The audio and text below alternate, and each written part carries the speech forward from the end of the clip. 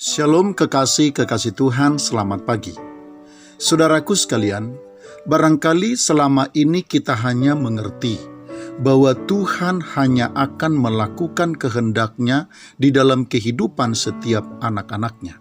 Dalam pikiran kita barangkali sudah terpatri dan terukir pemahaman bahwa Tuhan tidak akan mungkin melakukan sesuatu yang bukan kehendak dan keinginannya. Karena itu jugalah kekasih-kekasih Tuhan, mungkin kita sudah terlanjur meyakini bahwa hanya kehendak dan keinginan Tuhanlah yang akan terjadi di dalam kehidupan kita.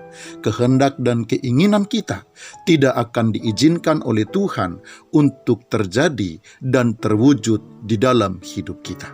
Tetapi pertanyaannya kemudian kekasih-kekasih Tuhan adalah, benarkah Tuhan hanya melakukan kehendak-Nya di dalam kehidupan manusia? Atau mungkinkah kehendak manusia Tuhan turuti?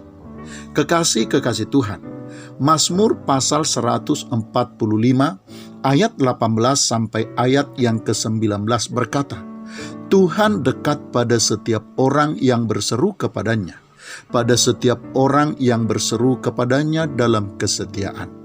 Ia melakukan kehendak orang-orang yang takut akan Dia, mendengarkan teriak mereka minta tolong, dan menyelamatkan mereka.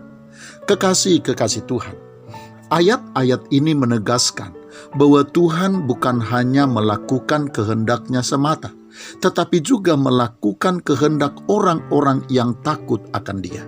Sebab orang-orang yang takut akan Dia tentulah adalah orang-orang yang dituntun dan diterangi oleh kebenarannya. Hati dan pikiran mereka juga pastilah sudah diisi oleh kebenaran-kebenaran Tuhan. Dengan demikian kekasih-kekasih Tuhan, bisa dipastikan keinginan dan kehendak yang ada pada mereka pastilah juga adalah keinginan dan kehendak yang benar, yang tidak bertentangan dengan kehendak Tuhan.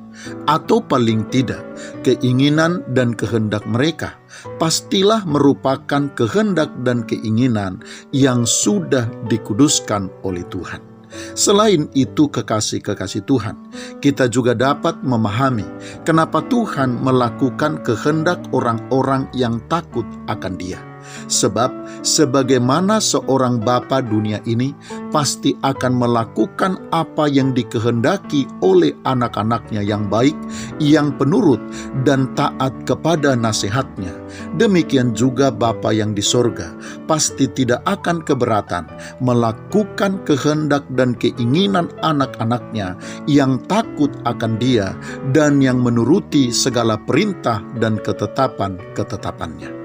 Karena itu kekasih-kekasih Tuhan, marilah takut akan Tuhan dan menselaraskan kehendak serta keinginan kita dengan kehendak dan keinginannya, supaya Ia melakukan apa yang dikehendaki oleh hati kita. Selamat pagi, Tuhan Yesus memberkati. Shalom.